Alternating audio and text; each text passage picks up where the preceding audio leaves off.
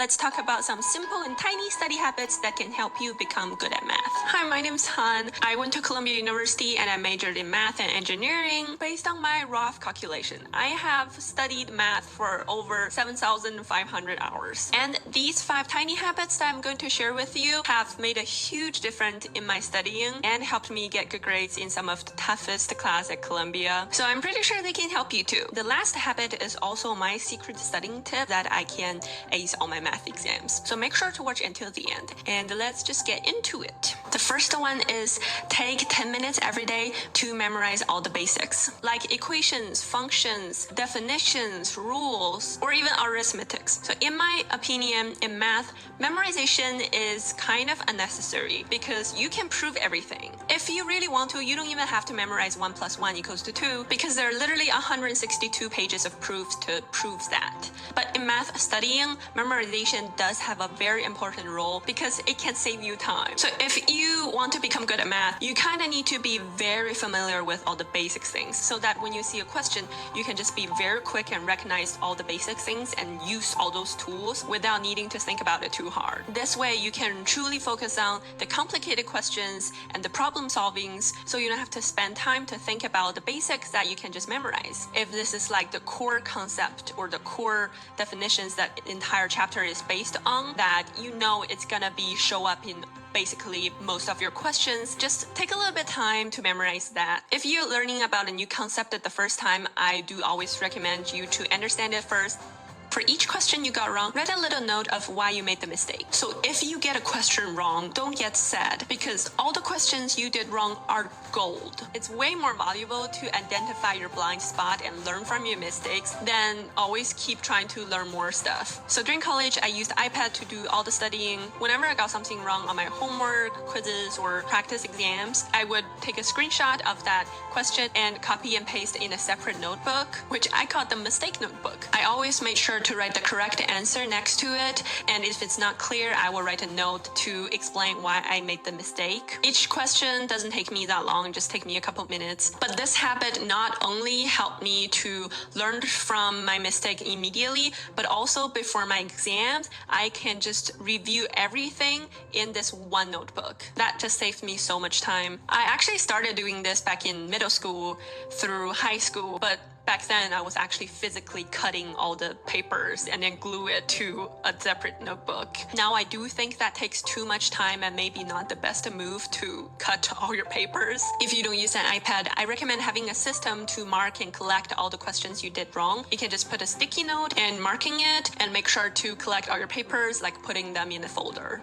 When we're studying math and we run into a problem, our natural reaction sometimes is to look it up online. Like we have all those YouTube videos and now we have so many AI resources. But what I do is I really fight that urge and I do not do that. So whenever I run into a problem, I will just simply write that down and make a note about it. And I will just collect all the questions and come back to them all together later. This not only saves me a lot of time because I'm just batching all my tasks, but also it really helps me to be more focused because math does require a more focused brain to do all the complicated problem solving, which is pretty cool because when I study math, I sometimes experience this state called flow, which means we're so focused and basically performing our best that sometimes we lost track of time. I have taken the Math Putnam competition, which is a 6 hours exam that has like 2-3 hour sessions. I'm not kidding you. I experienced some of the fastest time in my life. By the end of that 3 hours exam, I was like, holy cow. I didn't even realize the 3 hours just passed by because I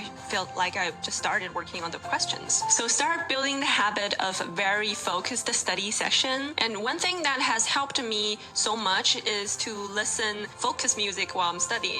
So back when I was in college, whenever I study, I always turn on the focus mode on my phone and then I listen to focus music as well. And recently I have discovered this app called Soundscape and I have been using it since. So Soundscape is this app app that has a bunch of music that are proven can help you to study and focus better. You can also choose different type of music for different type of work. My favorites are always the nature sounds. There is truly something about listening to the sound of raindrops, thunder, and crackling wood fires that they just make me feel so calm and content. So now whenever I'm studying, I would just start a studying session and I would just put my phone aside. I won't touch it and I'll be very focused in my studying. I am not joking. I actually really looking forward to studying now because I always just make a little fun drink and I would just turn on the nature sounds. It's just such an enjoyable experience. It's also really satisfying to see the accomplishments after I finish a studying session. And Soundscapes helps you keep track of your progress so you can see how much you dedicated to study each week, which is very motivating. The app is completely free to use if you have an Apple Music or Spotify account. The next one is knowing when to pivot or giving up.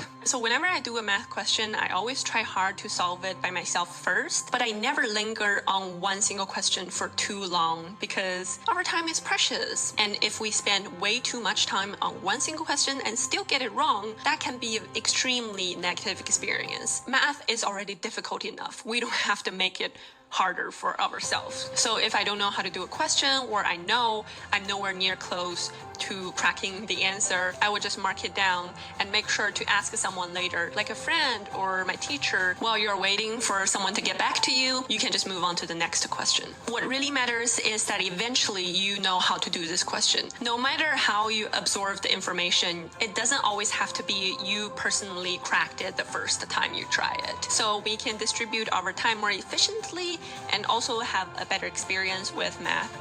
The final one, if we don't have a lot of time, instead of sitting down and actually writing out the question and do all the calculations, we can just run through how to do the question out loud and explain it to ourselves. If you run into any confusion or like you kind of stuck at a point, then actually look into it and make sure that you can explain the whole thing, the whole logic to yourself. This will just help you go through way more questions in a short period of time. I have been doing this forever because sometimes I just don't feel like pull out a pen and paper, and it's especially good for revision before exams, especially if you have a lot of questions that you want to kind of go through and it's impossible to write every single one of them down. So you can just speak out loud and review all the question types and test yourself to see if there are any knowledge gaps. So those are the tiny habits that I have been doing with my math study.